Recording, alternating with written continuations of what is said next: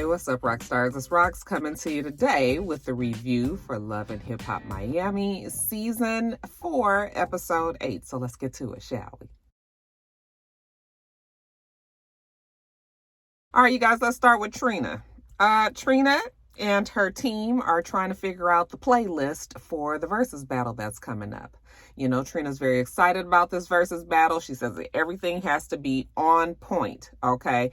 This is really the hottest platform right now for artists to perform on, or one of the hottest platforms, especially with COVID. And people now people are starting to get back to concerts, but before then, Versus was it. So she's excited. And like she said, all eyes are going to be on her and Eve. That's the person that she's going to be battling. So she's got to make sure her music is right. She's got to make sure the stage is right. She's got to make sure that her makeup is right, her hair, her costuming, or her clothes that she's gonna wear, it's all gotta line up. She's discussing with them. There's one little small issue. Okay, she's a bit stressed because once again they did not invite Trick Daddy. Now listen, this makes absolutely no sense. Okay, I don't even know how they expect us to believe this, but I mean, I guess we got to keep the drama going. So I mean, we go if you say so, girl. But supposedly she hadn't mentioned any of this to Trick Daddy.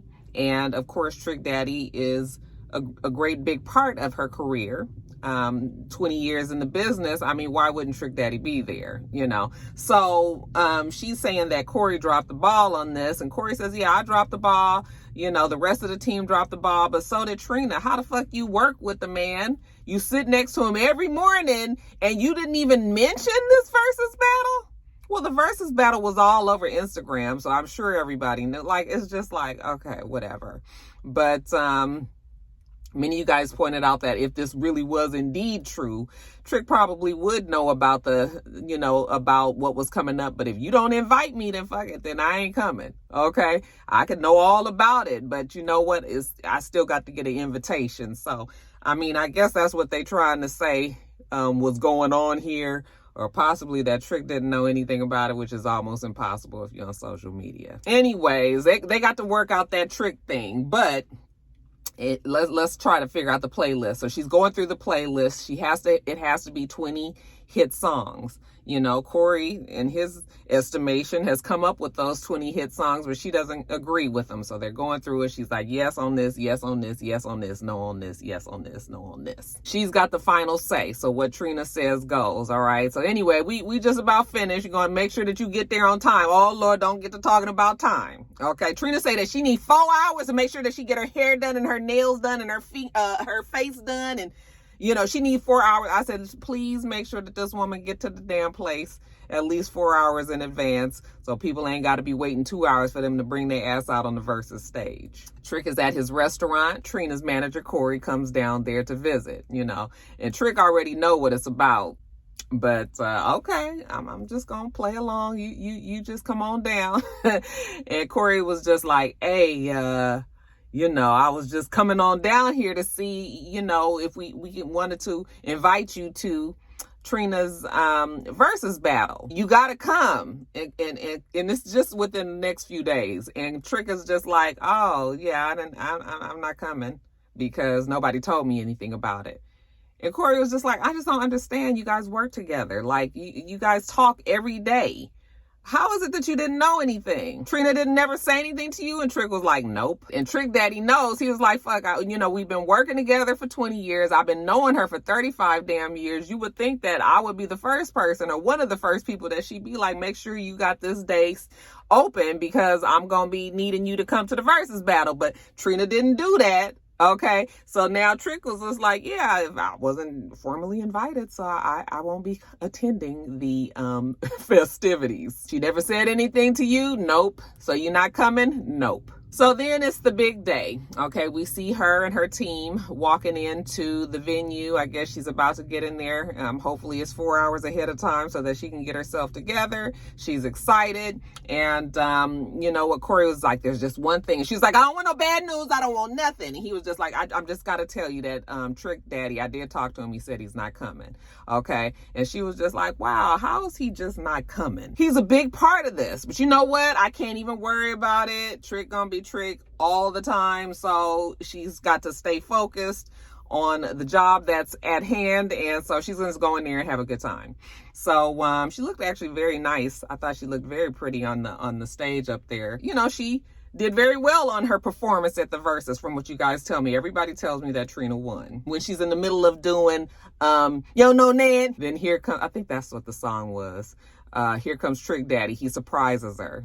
And she actually looked genuinely surprised, even though I was just like, girl, you knew he was coming. But, you know, maybe she just wasn't exactly sure, because that Trick Daddy can just be the most honoriest. He just looked like he came tankerous and just, ugh. So, but he got on up there and he did what he had to do, because at the end of the day, they are always going to have each other's back. They're always going to be there for each other. You know, they're not going to let each other down, you know, blopty blue. So, the Versus battle was a success for Miss Trina. She tells us that when her and Trick Daddy make it back to work, and they're on the radio and people are calling in and just telling them, you know, how much of a good time that they had, you know, how well Trina did. So, yeah, good for Trina.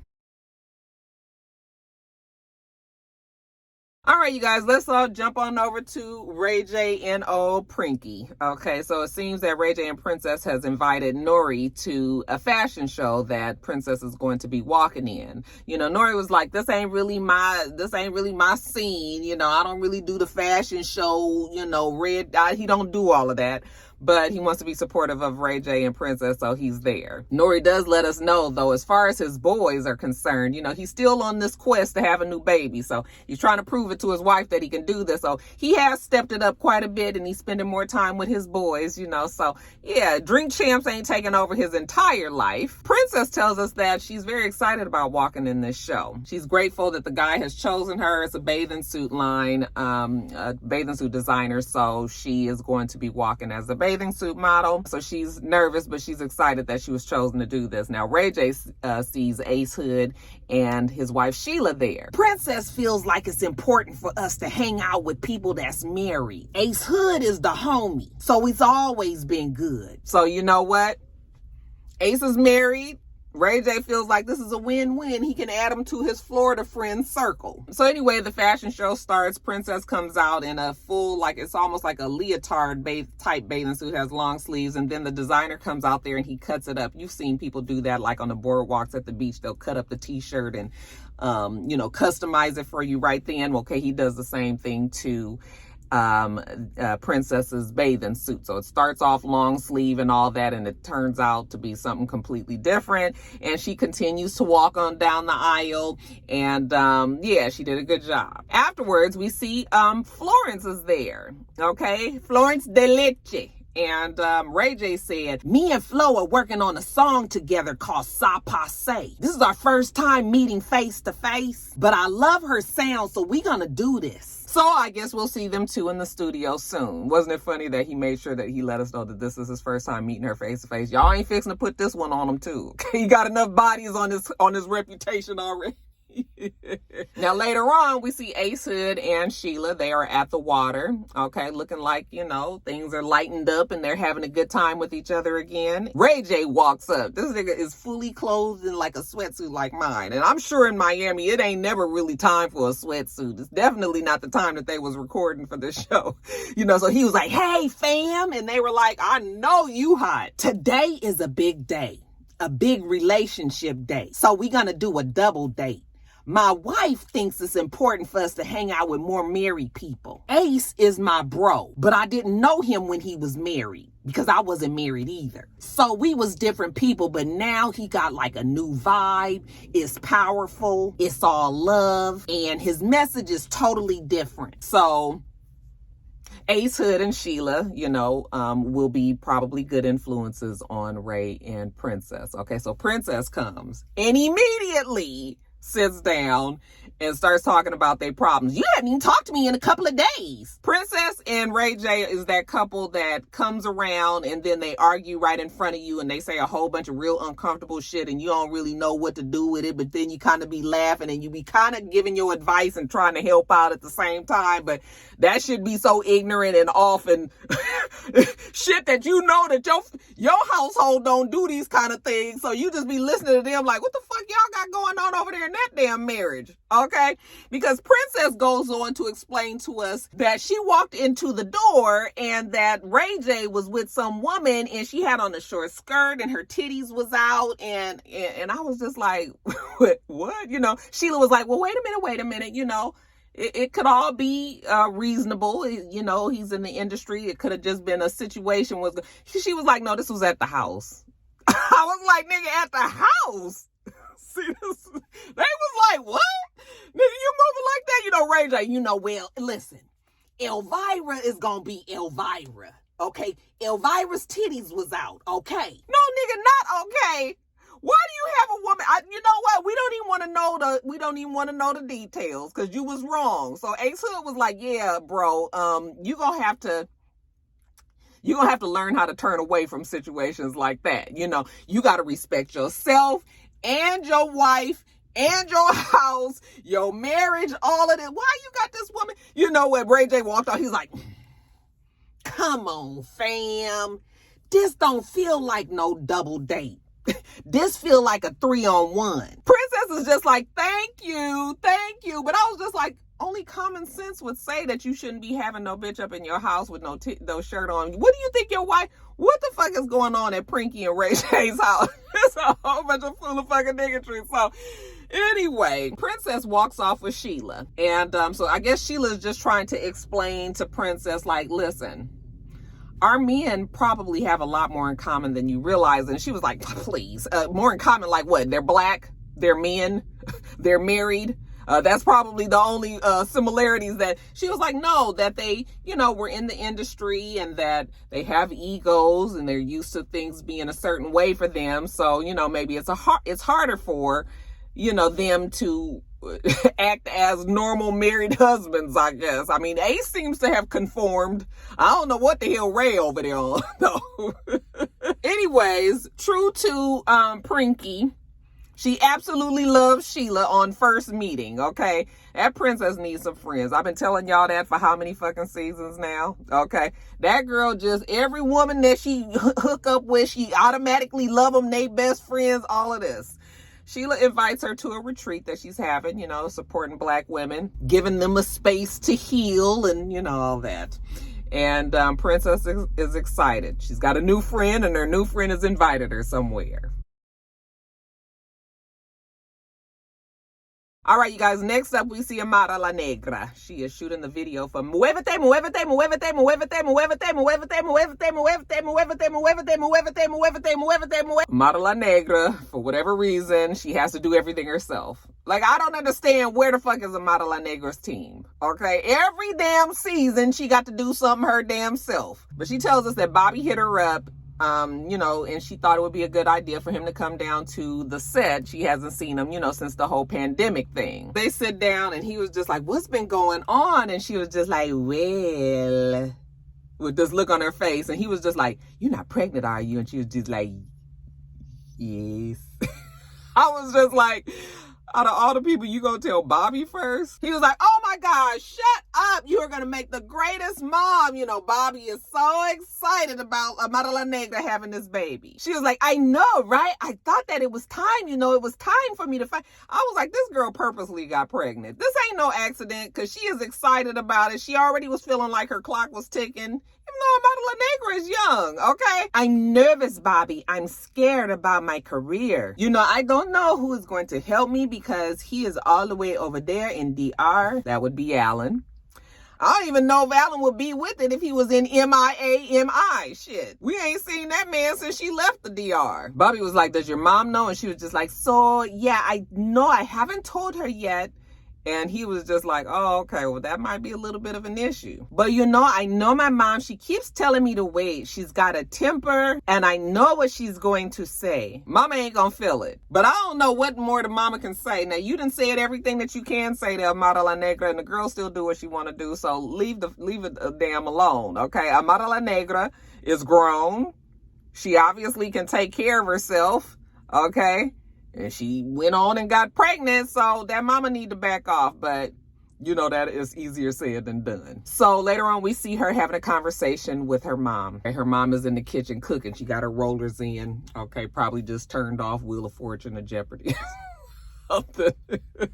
Do they got a Spanish version of that? Amara La Negra says, I am really dreading this conversation with my mom. My mom said that if I got pregnant, then I would be wasting my life. But here we are. I'm pregnant. It's happening. So Amara La Negra tells us that she's worried that she's going to lose her mother. You're not going to lose your mother. Your mother loves you. Okay? Be a grown woman. Put your foot down. Make your decisions that's best for you and just keep it pushing. Your mama going to have to go with it come hook or crook, okay? Because you the breadwinner. So she'll fall in line. So her mom sits down and the mom got this worried look on her face. You know, she's talking in Spanish, but I'm just going to give you the English version, but with a little Spanish. Your mom was like, well, your daddy tell me that you know, I don't know if I should believe it because you never keep things away from me. But your daddy say you take a blood test and that you're pregnant. Well, ma, I went to the doctor and take a pregnancy test and yes, I'm pregnant. And the mom was like, oh, Lord, girl, why would you get pregnant? You don't even have a partner around. Anybody that's going to help you out, help you raise this baby. And to co-sign that, you know, Amara La Negra was like, I haven't told Alan yet. And the mom was like, you haven't told him yet. Why haven't you told him? Because she probably ain't really feeling like hearing what he's going to say. Plus, she tells us that they aren't in the best romantic place right now. And I guess it would be kind of difficult to just be bringing up to somebody that you let him tell it, you know, left stranded out there in DR, chose your mom over him, that now you're planning on having his baby. I'm going to wait until he comes to Miami so that I can tell him face to face. This is not something I want to do over the phone. The mom was like, how are you going to work with this big ass belly? You're going to be pregnant. You know, you're going to be trying to sing and be on stage. How are you going to do all of that? And Amara is trying to explain to her that she's going to make it work. Don't worry about it. The mom was like, listen, you don't have to come to me for permission. Okay? You're grown. But you could have at least consulted me. And she was like, what? Mom, are you crazy? I ain't supposed to consult you? Listen, mommy, if you don't want to support me and my kid, I will get on an airplane and fly back to DR and be with Alan and go on with my life. The mama was just like, girl, whatever. Okay, let me get up and you ain't listening to me anyway. Listen, go on and live your damn life. Okay, you grown. I done raised you. I did my job. So you do whatever you want to do. And she walks off. And I was like, okay, this is just regular, you know, this is the regular happenings between Amara La Negra and her mama, okay? But like I said, Amara is grown, even though I don't think that this was the best idea to be trying to get pregnant, especially with Alan and everything else that's going on. I mean, at the end of the day, if she want to fucking have a baby, all right? I mean, the mama can pout and all that, but you gonna come back around or what you gonna do? So I was just like, girl, I'm so sick of you trying to have all these heart-to-hearts and these conversations and these blow-ups with your mama and everything. Girl, tell that mama you ain't paying for shit no more, and I bet you she come right around. And then lastly, you guys, Florence. Oh, God. This is just so stupid, okay? But we see the old broke-down, great value version of Ariel from Next. He tells us that, you know what, he not the perfect husband, but he does love Florence to death, okay? So he gonna make it right. He gonna come clean about what he did, even though the girl done already came clean for him. But you know what? Now, since the cat is out the bag, he's going to come clean. Now, I don't know why he felt the need to invite said woman that he cheated with. Her name is Debbie. Why you had to invite Debbie down so that you can have a conversation with her, I don't know why.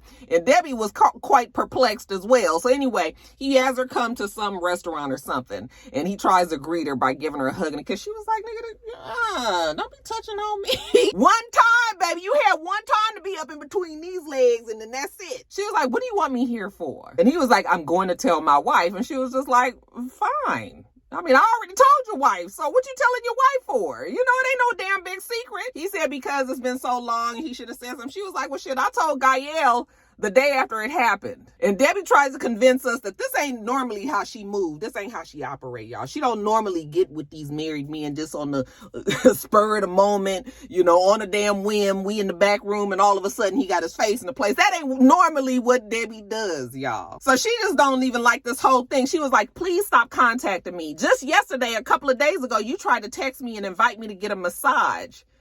Why are you doing that? And he was just like, oh, I was just doing that to test you. I was just like, broke down great value version of RL. Marlon, I'm gonna need you to stop this, okay? And then, are you trying to be with the bitch or not? Okay, you still trying to fuck around with her or not? Are you still trying to be with your wife or not?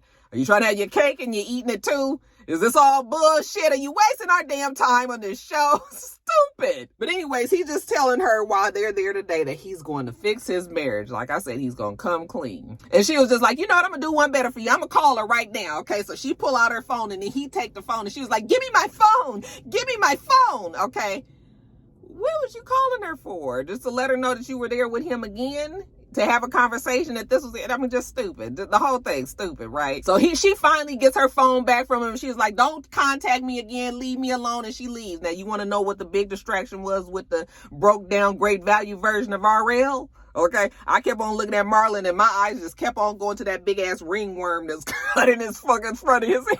I was like, who put that big ass fungus right there on the front there? I guess, you know, with Drake and that heart supposed to be a real popular, I guess, you know, Marlon's barber was just like, hey, Em, let's try something different. I'm going to give you a little part, but I'm going to bring it around. But that shit was about this thick. I said, that shit looked like a ringworm.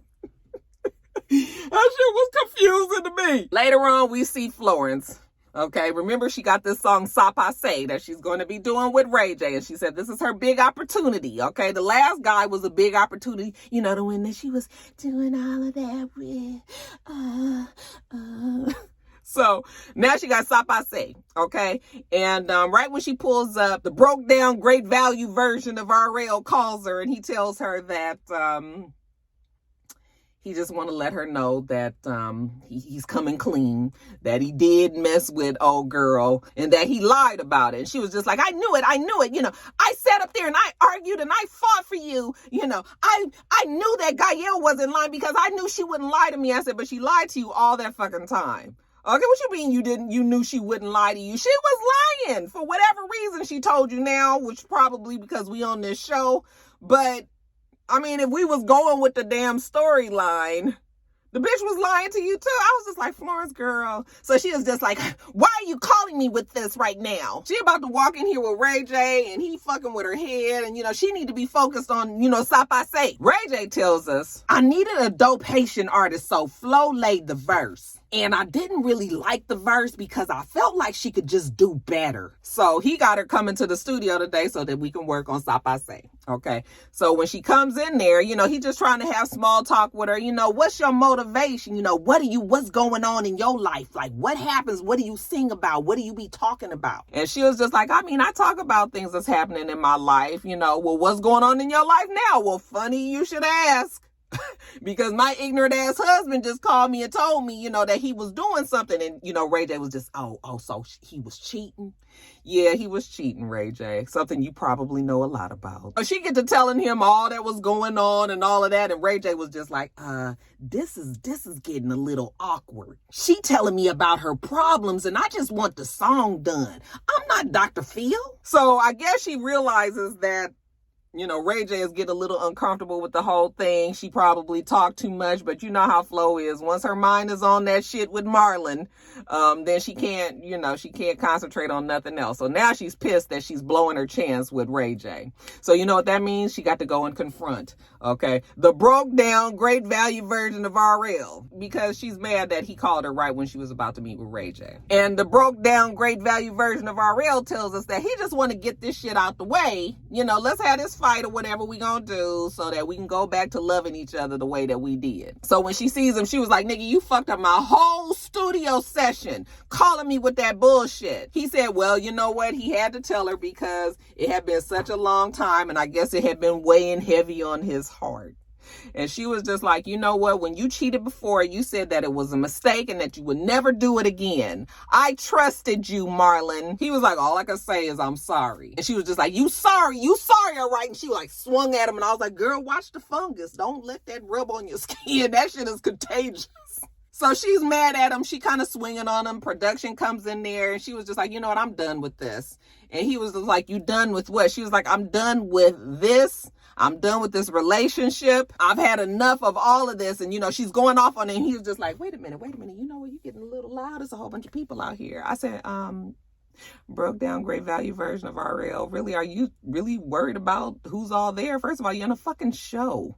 So you got the crew there. Okay. I mean, you nigga, get with it. You know, he says a lot of people, you know, calm it down, be quiet. And she was like, I don't give a fuck who's out here.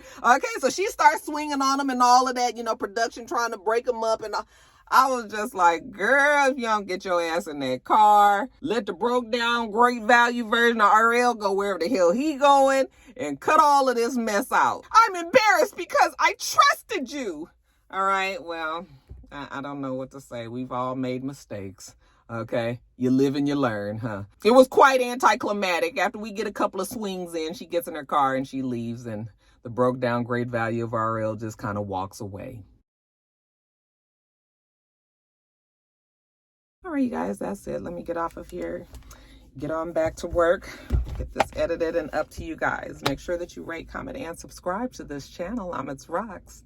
The channel is itsrox, and everything else I do will be in the bottom bar. All right. So I hope that you have a wonderful, wonderful rest of your day, and I plan on doing the same. Until next time, rock stars. Bye. Oh, you know what? Before I go, I forgot to tell you guys that I don't think I'm going to review Queens because Insecure starts back on Sunday, and I can't pick up 2 shows. So it's either going to be Queens or it's going to be Insecure. And because I've been reviewing Insecure all this time, it only makes sense for me to close out. This is the final season. I wouldn't drop that show at the end like this. So Queens is just going to be a show that I get to watch and enjoy, you guys. But I'm sure Bondi or Alex or James or Ashley or Scotty or, you know, Jaylee, like I'm sure one of them, and probably all of them, will be reviewing Queens. So y'all make sure y'all just support them and go see their videos.